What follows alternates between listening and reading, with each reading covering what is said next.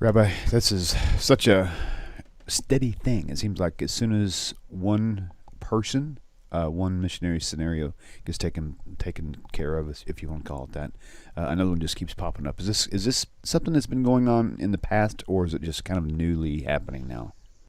No, this is really so old. In fact, this effort to convert the Jews and prioritize the Jews traces itself back not to the Council of Nicaea, not to the Church Fathers, not to the...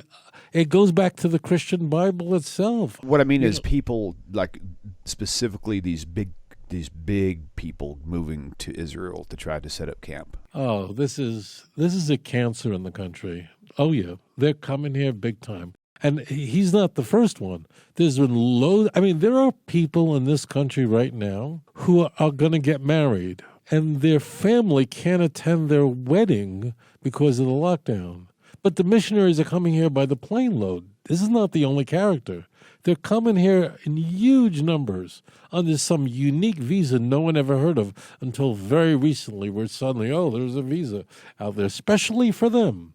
So apparently, if you want to get to Israel, Jewish people, you want to come to see your son, you want to see your mom, whatever. Apparently, the only way to do this is to convert to Christianity, get baptized, openly declare that you want to convert Jews to Christianity, and apparently there's a special line that allows you in. So what's going on here in Israel is shocking. It's a cancer, and it's a stage 4. And for those who are not familiar with this, there is no stage 5. I have never seen, and I've traveled the world, you know that, I have never seen the kind of aggressive missionary activity anywhere else in the world as I have here, and these Christians feel very emboldened. You know, if I had gone to Israel whenever I was a Christian, I would have felt the same way. I would have went there knowing for a fact. I know it sounds really drastic, that did God despise the Jewish people because they turned their back on God, and God turned their back. He divorced them, and so now the Christians were the new children of God. You know, and I was very well ingrained, taught that deeply, to the point to where I would have never even been intimidated, not even close, by being in front of a Jew. Now it's like completely. It's obviously it's not the same, but I could see how their boldness and just being arrogant the way they are was definitely something that's just hardwired into them, I think. You know what I mean? I'll surprise you. I'll surprise the audience here.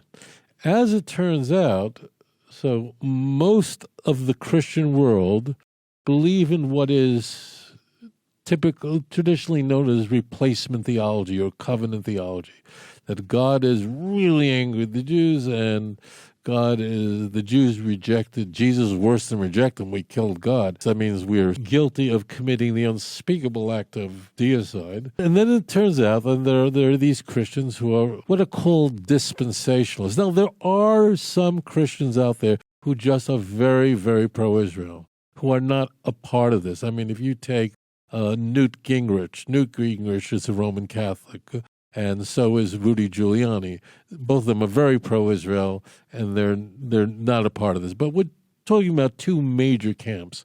So as it turns out, the people who are most interested in Jewish evangelism are specifically those who are most pro-Israel and don't believe in replacement theology. In fact, utterly reject replacement theology. Almost all of them identify as dispensationalists. That means that's a movement that began in the 19th century by John Nelson Darby, where they believe that the covenant that God forged with the Jews was never abrogated. They believe in two covenants, one with the church and one with the Jewish people, and that the land belongs to the Jews. And the key, what's germane here, is those are the people who are most involved in Jewish evangelism. There are very few Jews who convert to the Eastern Orthodox Church. There are. It's just very rare. It goes without saying the Eastern Orthodox Church very much believes in replacement theology. The Catholic Church very much believes in replacement theology. Need I go on? So as it turns out, the people who are most aggressive in converting Jews to Christianity are those that are the pro-Israel version. But you do have texts in the Christian Bible itself, Matthew 10, go not into the way of the Gentiles, in the city of the Samaritans enter ye not, only go to the lost sheep of the house of Israel. Romans chapter 1, verse 16, I'm not ashamed of the gospel. It's the power and salvation to everyone who believes, to the Jew first and then to the non-Jew. And converting Jews feel good. I'll tell you this, and you were a Christian. You know I'm not making this up. There is nothing that makes a Christian happier than converting a Jew. If a Jew converts to Christianity, they're paraded as ornaments of the church. A guy, he could be cleaning toilets, but now he became a Christian.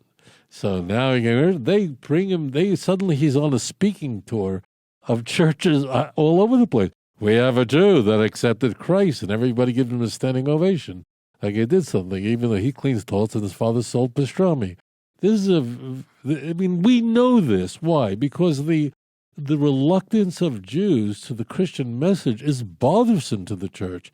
And it's bothersome, just this last point, it bothers them more because the claim of the church is that the truth and proof of Christianity can be demonstrated from the Jewish scriptures. So why is it that those Jews who join Jews for Jesus, those Jews who join the Baptist Church, God forbid, who convert to Christianity, are those who know nothing about the Jewish faith? Why don't they convert Jews who went to yeshiva, who have a very strong Jewish background and knowledge of the Jewish faith? There should have been some sort of correlation between the more you know about the Jewish Bible, I say about the Messiah, the more likely you are to believe in Jesus, if indeed he was.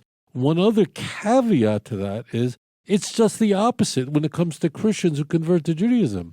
In almost all cases, the Christians who embrace the Jewish faith are not Christians who know nothing, but they're former serious Bible-thumping Christians who know their Bible. And those are the ones predominantly that are converting to Judaism, not the Christians who know nothing about the Christian faith. So somebody noticed this, someone paying attention. The God of Israel is standing by the children of Israel. His hand is upon us. The churches will not be able to destroy us. We've gone up against greater enemies in the past than these Christians, and HaKadosh Baruch Hu will defeat them, will not permit them to fulfill their plan against us. אדון עולם אשר מלך בטרם כל יציר נברא ועת נעשה בחפצו כל אזי מלך שמו נקרא ואחרי ככלות הכל